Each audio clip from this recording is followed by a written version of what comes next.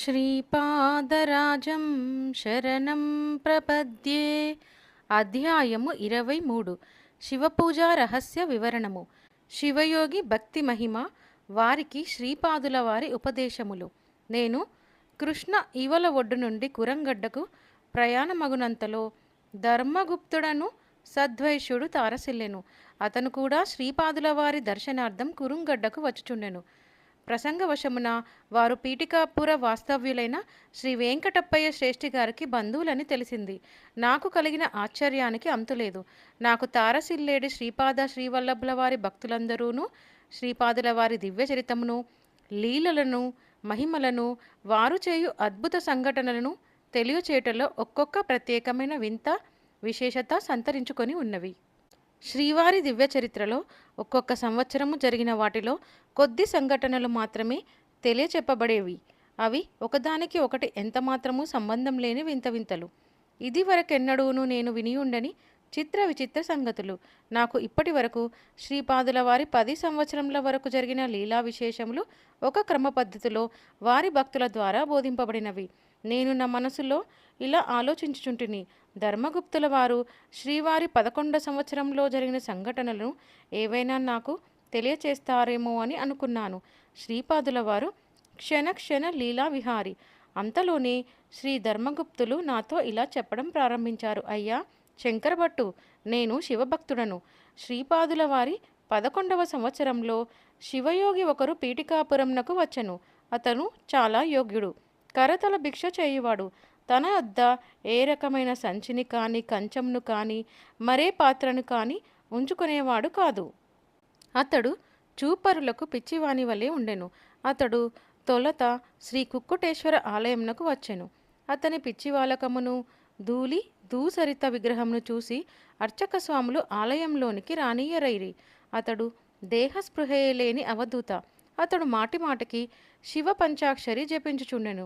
ఆ సమయంన నేను మాకు బావగారి వరుస అయిన వెంకటప్పయ్య శ్రేష్ఠి గారింటికి గుర్రం మీద వచ్చుచుంటిని. మార్గమధ్యమున శ్రీ కుక్కుటేశ్వర ఆలయంను దర్శించుట నాకు అలవాటు. నేను వైశ్య ప్రముఖుడను అయిన కారణమున అర్చక స్వాములు నా పేరిట ఘనమైన పూజను నిర్వహించిరి. వారికి మంచి సంభావనలు ఇచ్చుట నా అలవాటు. నేను 5 వరహాలను అర్చక స్వాములకు ఇయ్యదలిచితిని. ఆ 5 వరహాలను అర్చక స్వాములు పంచుకొందురు. వారి ఆర్థికపరమైన కష్టములను, వేతలను, బాధలను నాతో చెప్పుకొందురు. సనాతన ధర్మమును రక్షించుటకు మీ వంటి సద్వైశ్యుల అండదండలు అత్యంత ఆవశ్యకమనిరి. ఇంతలో బయట ఉన్న శివయోగి విసురుగా లోనికి వచ్చెను. అతనితో పాటు 2 తాచుపాములు కూడా లోనికి ప్రవేశించినవి. అర్చక స్వాములకు ముచ్చెముటోళ్లు పట్టినవి. ఆ శివయోగి, అర్చక స్వాములారా, మీకు భయమేమీయూ వలదు. మనము ఆరాధించు కుక్కుటేశ్వరునికి ఇవి ఆభరణములు. తండ్రిని బిడ్డలు కౌగలించుకున్నట్లు ఈ నాగుపాములు మన తండ్రి అయిన కుక్కుటేశ్వరుణ్ణి కౌగలించుకొనుటకు ఆతృతపడుచున్నవి. అవి మనకు సోదరులతో సమానమైనవి. మనము మన సోదరులను చూసి భయపడుట, పారిపోవుట లేదా చంపబొనుట మహాపాపము. అర్చక స్వాములు చేయు విశేష పూజ వలన అవి ఇక్కడకు ఆకర్షింపబడినవి. నాగాభరణుడైన కుక్కుటేశ్వరుణ్ణి మనము మరింత శ్రద్ధగా ఆరాధించెదము కాక, నమ్మక చమకములను సుస్వరముతో రాగయుక్తంగా ఆలపించుడు అనెను. అర్చక స్వాములకు ఏమీ చేయుటకును పాలుపోలేదు. అర్చక స్వాములకు కొంతమంది మాగధ జనం ఉండేవారు. అచ్చటికి వచ్చు భక్తజనులలో ఎవరైనా ధనవంతులై ఉండి విశేషంగా సంభావనలను ఇచ్చినచో వారిని సంతోషపెట్టు పెక్కు వచనములను పలికేవారు. ఈ అర్చక స్వాములలో పీఠికాపురంలో ఉన్న సూర్యచంద్రశాస్త్రి అను అతను మంచి పండితుడే కాక నిష్ఠగల అనుష్ఠానపరుడు. అతనికి శ్రీపాదుల వారి యందు భక్తి ప్రేమలు ఎక్కువ. అతడు శ్రీపాదుల వారిని స్మరించి నమ్మక చమ్మకములను సుస్వరంతో రాగయుక్తంగా ఆలపించుచుండెను. అచటకు వచ్చిన నాగుపాములు కూడా రాగతాళబద్ధంగా తన పడగలను కదుల్చుతూ తన ఆనందంని వ్యక్తం చేసెను. సూర్యచంద్రశాస్త్రి శివయోగిని బాపనారుల ఇంటికి తీసుకొని వచ్చెను. శివయోగికి సంతృప్తికరమైన భోజనంను పెట్టబడెను. అనంతరం శివయోగికి శ్రీపాదుల వారి దర్శనం కూడా అయ్యెను. శ్రీపాదుల వారు అతనికి శివశక్తి స్వరూపులుగా దర్శనమిచ్చారు. ఆ శివయోగి 3 రోజుల పాటు సమాధి స్థితినందు ఉండెను. 3 రోజుల తర్వాత శ్రీపాదుల వారు తమ దివ్యహస్తంతో అతనికి అన్నంను తినిపించి తదుపరి అతనికి, నాయన, సనాతన ధర్మం నందు చెప్పబడిన ధర్మకర్మములను ఆచరించి తరించవలసింది. పురాణములందలి విషయములను కల్పనలు కాని అసత్యములు కాని కానే కావు. వాటిలోని సామాన్య అర్థం వేరు, నిగూఢమైన రహస్యార్థము వేరు. అనుష్ఠానం చేసేడి సాధకులకు మాత్రమే దానిలోని అంతరార్థములు, నిగూఢ రహస్యములు అంతఃకరణంలో స్ఫురించును. ఋతుకారకులగు సూర్యచంద్రులలో సూర్యుడు పరమాత్మకు ప్రతీక కాగా చంద్రుడు మనసుకు ప్రతీక. చిత్సూర్య తేజస్సు మనోరూపమైన చంద్రుడును కూడిననే కాని సృష్టి కార్యం నెరవేరదు. అమావాస్య అనునది మాయకు ప్రతీక. ఈ మాయా స్వరూపమే ప్రథమమున వసూలు అనేడి పేరుగల కళలను సృజించుచున్నది. చంద్రబింబమందు కళలను ప్రవేశపెట్టుట, తిరిగి వానిని తనయందు లయం చేసుకొనుట జరుగుచున్నది. పరమాత్మ తేజస్సును మాయా మనోరూప చంద్రునియందు ఏ విధంగా ప్రసరింపచేయుచున్నదో అదేవిధంగా చంద్రునియందు రవికిరణ ప్రసారము కలుగుచున్నది. మాయయును అమావాస్యయును జడస్వరూపంలైనను వాటి వలన పుట్టిన జగత్తు మాత్రం చిత్సాన్నిధ్యంను బట్టి చిట్జడాత్మకమైనది. వసంతాది కాలార్తవము సృష్టికెట్లు కారణమగుచున్నదో స్త్రీల ఆర్తవం కూడా శిశు జననాదులకు కారణభూతమగుచున్నది. బ్రహ్మజ్ఞాన వాంఛ స్త్రీ యొక్క రజోజాత జీవగణమునకే ఉండును. స్త్రీల యందుండేడి రజస్సు అనగా ఆర్తవము బ్రహ్మకు వ్యతిరేకమైనది కనుక ఇది బ్రహ్మహత్య వలన పుట్టినది అని పండితులు చెప్పెదరు. ఛందస్సులచే కప్పిపుచ్చబడినది కావున వేద రహస్యములను ఛాందసమందురు. వంక లక్షణము ఆర్తవమునకుండును కావున రుతిమతి అయిన స్త్రీని 3 రోజులు దూరంగా ఉంచెదరు. స్వర్గం అనునది స్వతసిద్ధ కాంతి గల తేజోగలము. మర్త్యలోకమనున్నది చావు పుట్టుకలు గల లోకము. పాతాళములు అన్నియు సూర్యకాంతి వలననే కాంతివంతంలగుచున్నవి కనుక వీటికి పృష్ణులు అని పేరు.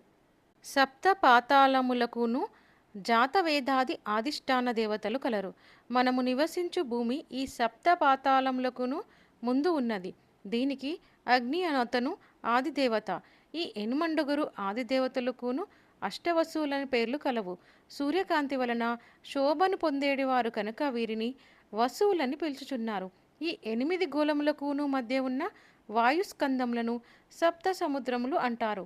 వాయువులకు సముద్రం అనేది సంజ్ఞ కలదని యాచ్య మహర్షి సెలవిచ్చెను. సామాన్య మానవులు సప్త సముద్రములను జలస్వరూపంగా భావింతురు, కానీ అది సరికాదు అని తెలియచేశారు. శివ మహిమ. ఆంధ్రప్రదేశమందలి ఏకాదశ శివక్షేత్రములలోని శివస్వరూపములు. శివుడు ఏకాదశ రుద్రస్వరూపము. ఆంధ్రదేశం నందు 11 శివక్షేత్రములు కలవు. వాటి దర్శనము మహాఫలమును అందించును. అవి బృహచ్చిలానగరం నందలి నగరేశ్వరుడు, శ్రీశైలం నందలి మల్లికార్జునుడు, ద్రాక్షారామం నందలి భీమేశ్వరుడు, క్షీరారామం నందలి రామలింగేశ్వరుడు, అమరావతి అందలి అమరలింగేశ్వరుడు, కోటిఫలి క్షేత్రం నందలి కోటిఫలీశ్వరుడు, పీఠికాపురం నందలి కుక్కుటేశ్వరుడు, మహానంది అందలి మహానందీశ్వరుడు, కాళేశ్వరం నందలి కాళేశ్వరుడు, శ్రీకాళహస్తి అందలి కాళహస్తీశ్వరుడు మరియు త్రిపురాంతకమునందలి త్రిపురాంతకేశ్వరుడు. వాస్తవంనకు శివునకు మూర్తి లేదు. శివలింగం ఆత్మలలో వెలిగే జ్యోతిస్వరూపం కాక మరేమీయూ కాదు. సిద్ధి కలిగిన తదుపరి నిర్మల మనస్సు రూపంలో ఉండేడి నిర్మలతయే స్ఫటికలింగము. మన శిరస్సులలో ఉండే మెదడులో మనలో జ్ఞానం కలుగుటకు సహకరించు రుద్రుడే కాపాలి అనబడును. మెదడు నుండి నరముల రూపంలో మెడకింది వరకు వ్యాపించి ఉండు నాడులను రుద్రజడలంటారు. శివుని హఠయోగి రూపంలో లకులీషుడందురు. శివుడు భిక్షాటనం చేసి జీవుల పాపకర్మలను హరించును. ఈ సృష్టియందు రాగతాళబద్ధమైన సృష్టి స్థితి లయ అనేడి మహాస్పందనలకు అనుగుణంగా ఆనంద తాండవంను చేయును కనుక శివుడిని నటరాజు అని అంటారు. శివుడు పరమానందకరమైన మోక్ష సిద్ధిని కూడా ఇయ్యగలడు. చిత్ అనగా మనస్సు, అంబరమనగా ఆకాశము లేక బట్ట. ఆకాశ రూపంలో ఉండువాడే చిదంబరుడు. నీవు చూసేడి ఈ విశాల విశ్వములోని రోదసీ స్వరూపము రుద్రస్వరూపమే. ద్వాదశ జ్యోతిర్లింగములు రాశిచక్రంలోని 12 రాశులకు ప్రతీకలు కనుక శివుడు కాలస్వరూపుడు. అష్టదిక్కులు ఈ అష్టమూర్తి యొక్క చిదాకాశ స్వరూపమే. పంచభూతములు అతని పంచముఖములు. పంచ జ్ఞానేంద్రియములు, పంచ కర్మేంద్రియములు, మనస్సు కలిసి ఏకాదశ రుద్ర కలలగుచున్నవి. వీరినే ఏకాదశ రుద్రులు అంటారు.